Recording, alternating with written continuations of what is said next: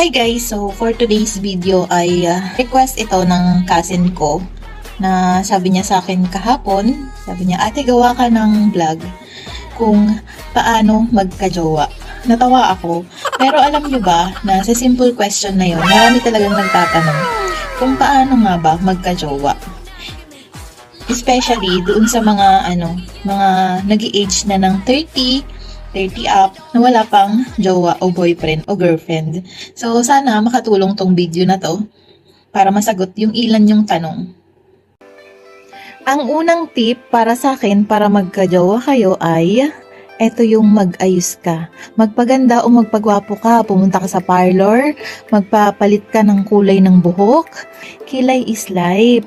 So, pagandahin o pagwapuhin natin yung sarili natin para mayroong magkagusto sa atin. Kasi, unang-unang titingnan sa atin ay yung ating itsura. Hindi naman sinasabi ko na ito lang yung basihan para magkagusto sa yung isang tao, pero ito talaga yung unang nakikita nila.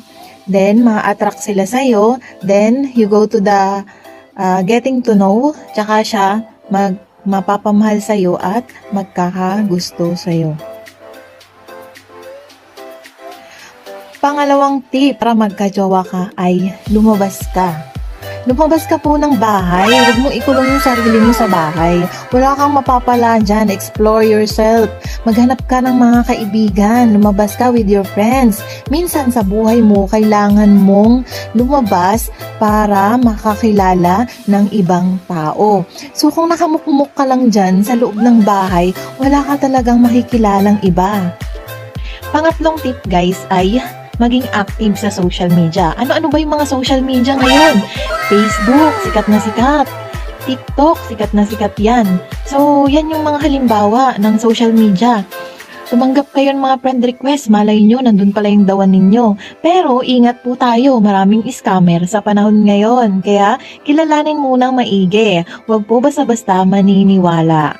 So, ang unang step naman dyan ay magchat-chat kayo, then getting to know, then magiging magkaibigan kayo, then magkikita kayo in person. Malay nyo, yun na pala yung dawan ninyo. Pang-apat naman is, kindness is the key. Kung hindi ka naman kagandahan, daanin mo sa pagiging mabait. Hindi ko naman sinasabi na lahat kayo ay gano'n ang gawin. Pero minsan, isa yon sa paraan para magkaroon kayo ng jowa.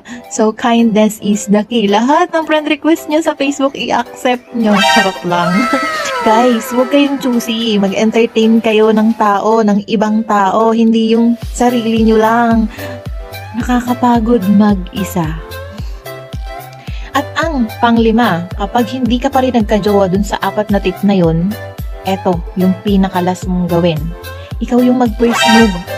Kumilos ka, huwag pong tamad.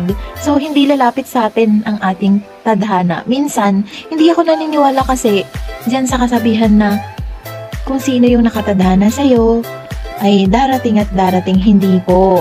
Ako po ay naniniwala sa ikaw ang gumagawa ng sarili mong tadhana. Nasa iyo ang mga choices kung paano at sino ang iyong mapapangasawa o makakatuluyan. So, yan po.